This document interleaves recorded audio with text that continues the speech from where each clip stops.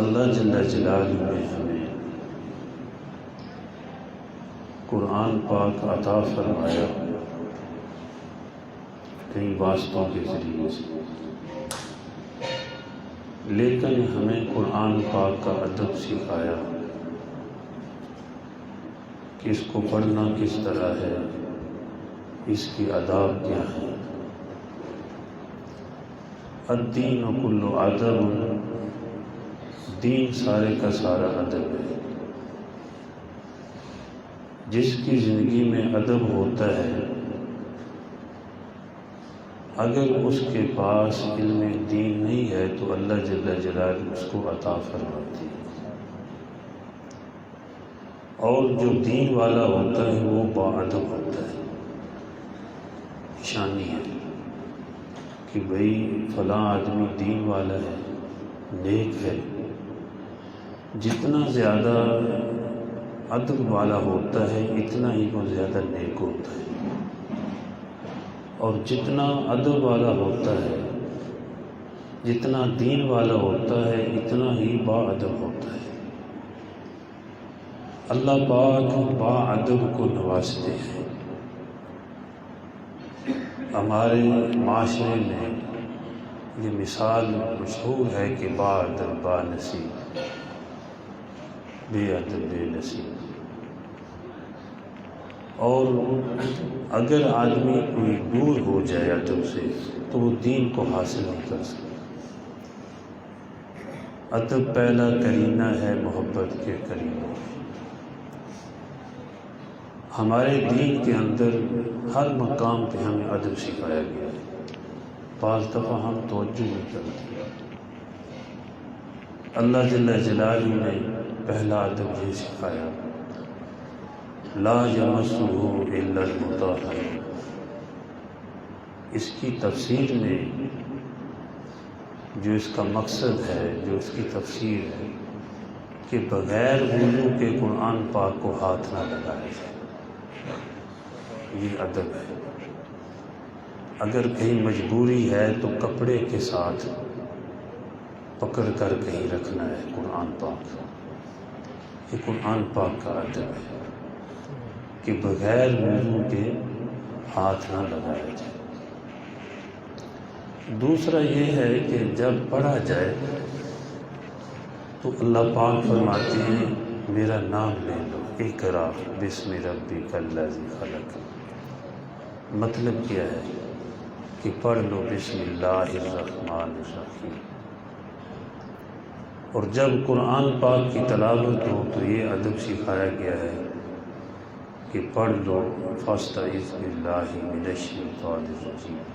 مطلب کیا ہے کہ پڑھ لو اعوذ باللہ من الشیطان الرجیم۔ یعنی جب تلاوت کو شروع کرنا ہے تو یہ ادب سکھایا گیا ہے کہ پہلے اللہ کی پناہ مانگ لو شیطان مردود سے، جو لعنتی ہو کر اللہ کے دربار سے نکل۔ کتنے لوگ ہیں کہ اس قرآن پاک کو پڑھ کر گمراہ ہو گئے، اور کتنے ہیں جو کہ ہدایت پا گئے۔ اللہ جل جلالہ نے خود فرمایا یضل بہ کثیرا ویہدی بہ کثیرا، کہ کتنے ہیں کہ دیکھو پڑھنے والے، ذرا سوچ کے پڑھنا، بعض ایسے ہوئے ہیں کہ جو اس سے گمراہ ہو گئے، لیکن ہوئے کون سے ہیں؟ وما یضل بہ الا الفاسقین، جو فاسق ہیں، بے ادب ہیں، گستاخ ہیں، غلط راستے پہ چلنے والے، سوچ غلط ہے، نہ تقویٰ ہے، نہ نیک لوگوں کے ساتھ تعلق ہے، اپنے دماغ سے اپنی بات کرتے ہیں۔ فرمایا کہ فاسق گمراہ ہو گئے، لیکن ہدایت کن کے لیے ہے؟ ہدی للمتقین، جو اللہ سے ڈرنے والے ہیں ان کے لیے ہدایت ہے۔ ان کو یہ کتاب راستہ دکھاتی بھی ہے، منزل پہ پہنچاتی بھی ہے۔ ہدایت کا ترجمہ جو ہے وہ یہ ہے کہ راستہ دکھانا بھی اور منزل پہ پہنچانا بھی۔ تو یہ کتاب ایسی ہے کہ جو متقی ہے، یعنی اللہ سے ڈرنے والا ہے، اس کو راستہ دکھاتی بھی ہے، منزل پہ پہنچاتی بھی ہے۔ اور متقی بننا کیسے ہے؟ اللہ سے ڈرنے والے ہیں کون؟ ہم نے ہر نماز میں، بلکہ سورہ فاتحہ فرضوں کی آخری رکعت کے بغیر واجب ہے، ضروری پڑھنا ہے، کہ اس میں ہم مانگتے ہیں اہدنا الصراط المستقیم، مولا ہمیں سیدھا راستہ دکھا دے۔ صراط مستقیم وہ راستہ ہے جو حسین ترین بھی ہے، بہترین بھی ہے، آسان ترین بھی ہے، محفوظ ترین بھی ہے۔ جو اس راستے پہ چلے، جو اس راستے سے ہٹتا ہے وہ پریشان ہوتا ہے۔ اور وہ راستہ ہے کون سا؟ اللہ جل جلالہ نے خود ہی فرمایا، مجھ سے مانگو صراط الذین انعمت علیہم۔ یہ جو میرے انعام یافتہ لوگ جا رہے ہیں نا، میرے راستے پہ چل رہے ہیں، انعم اللہ من النبیین والصدیقین والشہداء والصالحین وحسن اولئک رفیقا۔ یہ جو میرے راستے پہ چل رہے ہیں نا، یہ نبی ہیں، صدیقین، اولیاء ہیں، شہداء ہیں، صالحین ہیں، متقی ہیں، یہی لوگ جو ہیں جنہیں اللہ کی مان کر زندگی گزارنے والے۔ یہ جو چل رہے ہیں میرے راستے پہ صراط مستقیم، تم ان کے ساتھ مل جاؤ، ان کے دامن کو پکڑ لو۔ ہر آدمی تو راستے کا جاننے والا نہیں ہے۔ اگر ویسے ہی سب کو پتہ چل جاتا تو انبیاء علیہ السلام کو اللہ پاک کیوں بھیجتا؟ اللہ جل جلالہ نے انبیاء علیہ السلام کو بھیجا اور کتابیں بھی دی، اور پھر انبیاء کے ورثاء کو بھی باقی رکھا کہ یہ انبیاء کے وارث ہیں۔ اور وہ وارث کون ہیں؟ انما یخشی اللہ من عبادہ العلماء، جو اللہ سے ڈر کر زندگی گزارنے والے ہیں۔ علم ہے لیکن تقویٰ بھی ہے، علم ہے آنکھیں پاک رکھتے ہیں، علم بھی ہے کانوں سے غلط سنتے نہیں، علم ہے لیکن اپنے ہاتھوں کو صحیح استعمال کرتے ہیں۔ اگر ان سے کوئی غلطی ہو جائے تو فوراً توبہ کر لیتے ہیں۔ جو اللہ کی معرفت حاصل جن کو ہے، جو اللہ کو پہچانتے ہیں، ان سے غلطی ہو جائے، انبیاء تو محفوظ ہیں، معصوم ہیں، صحابہ کرام محفوظ ہیں، بعد میں اگر کسی سے غلطی ہو بھی جائے تو وہ ایسے ہیں کہ وہ اپنی غلطی پہ اڑ نہیں جاتے۔ گناہ کا ہو جانا اتنا خطرناک نہیں ہے جتنا کہ گناہ پہ توبہ نہ کرنا خطرناک ہے۔ توبہ کرنے والوں کو بھی اللہ پاک پسند فرماتے ہیں، اور گناہوں سے بچنے والوں کو بھی پسند کرتے ہیں۔ امام غزالی رحمۃ اللہ علیہ، سب کہہ دو رحمۃ اللہ علیہ، ان کے استاد ہوئے ہیں ابو اسحاق اصفہانی رحمۃ اللہ علیہ۔ دعا مانگتے تھے، اے اللہ مجھ سے گناہ نہ ہو، مجھے عصمت عطا فرما۔ اکثر دعا مانگتے، اے اللہ عصمت عطا فرما، یعنی مجھے ایسا بنا دے میں گناہ نہ کروں، مجھ سے غلطی نہ ہو۔ 30 سال گزر گئے اللہ سے مانگتے، تو ایک دن اللہ کے سامنے عرض کرنے لگے، مولا لوگ تو آپ سے پتہ نہیں کیا کچھ مانگتے ہیں۔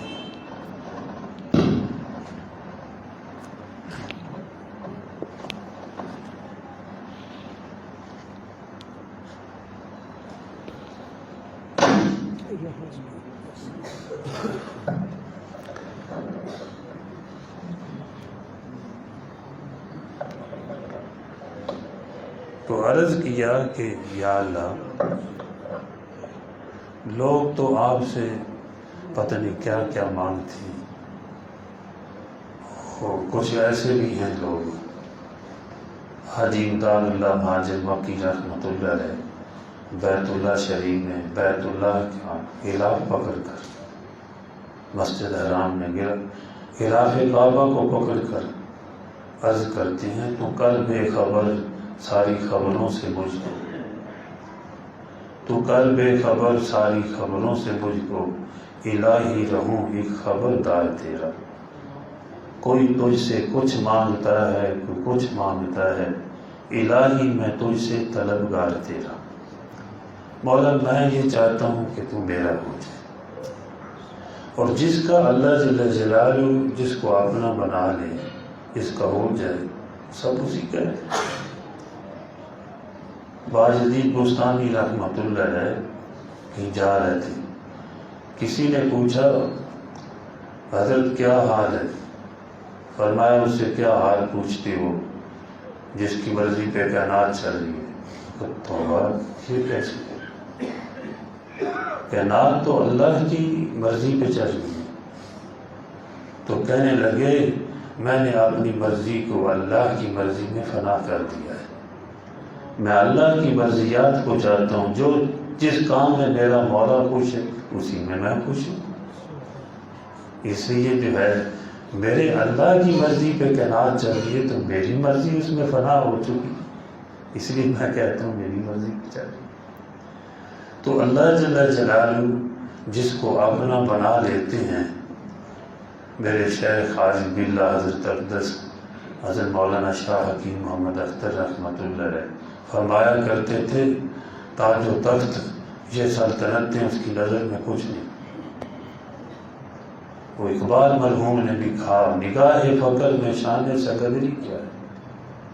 اللہ کرے ہمارے دلوں میں اللہ آ جائے، ہمارے دل اللہ کی طرف میل ہو جائیں، ہمیں درد دل نصیب ہو جائے۔ اہل اللہ کی زبان میں، اہل محبت کی زبان میں، عشاق کی زبان میں اہل دل جو ہیں وہ درد دل کو اللہ کی محبت کہتے ہیں۔ تو وہ بھی کہتے ہیں نگاہ فقر میں شان سکندری کیا ہے، خراج کی جو گدا ہے وہ کیسری کیا ہے۔ جگہ جگہ میں بانس لگائے دیکھے جب دیکھے اللہ بتوں سے تجھ کو امیدیں خدا سے نومیدی، تو ہی تو بتا اور کافری کیا ہے۔ اللہ اکبر۔ شیخ الحدیث مولانا ادریس کانوی رحمۃ اللہ علیہ جامعہ اشریہ کے بڑے بزرگ ہوئے ہیں، ان کو ایک مولانا کوثر نیازی نے دیکھا ایک مرتبہ، ان کی سادگی اور علم دوستی اور تقویٰ پرہیزگاری، تو کہنے لگے بادشاہوں سے تیرے در کے گدا اچھے ہیں، بادشاہوں سے تیرے در کے گدا اچھے ہیں، تخت والوں سے اونچی ہیں تیرے خاک نشین۔ خواجہ عزیز الحسن مجذوب رحمۃ اللہ علیہ یہ کوئی فقیر مولوی نہیں تھے، ڈپٹی کلکٹر تھے، ضلع کے مالک تھے۔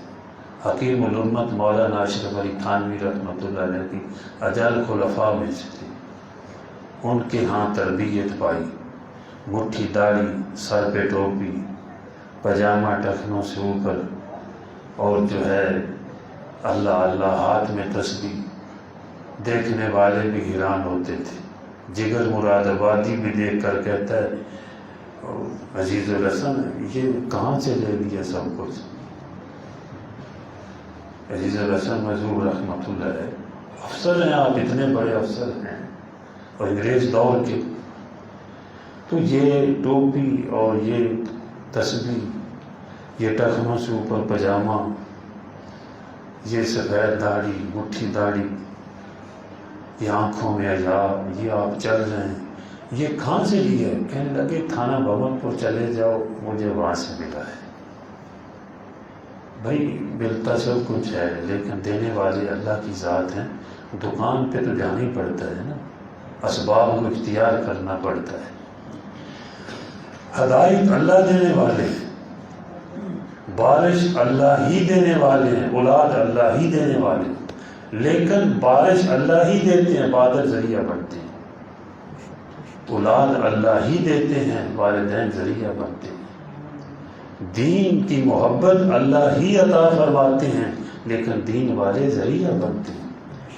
دنیا کے ذرائع کو اختیار کرنا یہ بھی ہمارے جو ہے ہمارے لیے اللہ کا حکم ہے۔ تو بات کر رہا تھا کہ حضرت ابو اسحاق اسفرانی رحمۃ اللہ علیہ، جو کہ امام غزالی رحمۃ اللہ علیہ کے استاد محترم تھے، 30 سال ہو گئے مانگ رہے یا اللہ گناہ نہ ہو، پھر غلطی ہو جاتی تھی، پھر روتے جاتا معاف فرماتے۔ ایک دن اللہ سے عرض کرنے لگے یا اللہ آپ سے تو پتہ نہیں لوگ کیا کیا مانگتے ہیں، میں نے ایک ہی تو مانگا تھا، ایک ہی چیز کہ یا اللہ گناہ نہ کرو۔ تو کبھی کبھی اللہ پاک رہنمائی فرماتے ہیں، کبھی خواب کے ذریعے، کبھی ایسا بھی ہوتا ہے، بلکہ بعض تو مسئلے شریعت کے خواب کے ذریعے یہ اذان جو ہے، اور کبھی اللہ جل جلالہ ہاتف غیب سے آواز آ جاتی ہے، کبھی اللہ پاک اپنے کسی بندے کو بھیج دیتے ہیں، کبھی کسی نیک صحبت میں بیٹھنے سے رہنمائی ہو جاتی ہے، لیکن اللہ پاک رہنمائی فرمانے والے ہیں۔ تو بہرحال مانگ رہے ہیں تو آواز غیب سے آئی، ابو اسحاق کیا چاہتے ہو؟ جنت چاہتے ہو؟ قرآن پاک نہیں پڑھا؟ توبہ کرنے والے بھی میرے محبوب ہیں اور گناہوں سے بچنے والے بھی میرے محبوب ہیں۔ آپ جنت میں جانا چاہتے ہیں نا، میرے ہی بننا چاہتے ہیں، محبوب بننا چاہتے ہیں۔ یحب المتقین یحب التوابین۔ میں چاہوں آپ کو باب التقویٰ سے جنت میں لے چلوں یا باب التوبہ سے لے چلوں، تو اللہ جل جلالہ جو ہے دینے والے ہیں، لیکن مانگنے والا غلطی ہو جائے، حدیث میں 70 بار بھی غلطی ہو جائے پھر خدا کے دروازے پہ آ جائے۔ اللہ سے مانگتے رہو، اور جو مانگنے والا ہے وہ معلوم نہیں ہو سکتا۔ تو بات یہ کر رہا تھا کہ اللہ جل جلالہ نے ایک ادب یہ سکھایا ہے کہ قرآن پاک کی جب تلاوت کرنی ہے، ہاتھ لگانا ہے وضو کر کے، ہے نا ادب، پھر پڑھنا ہے اعوذ باللہ من الشیطان الرجیم،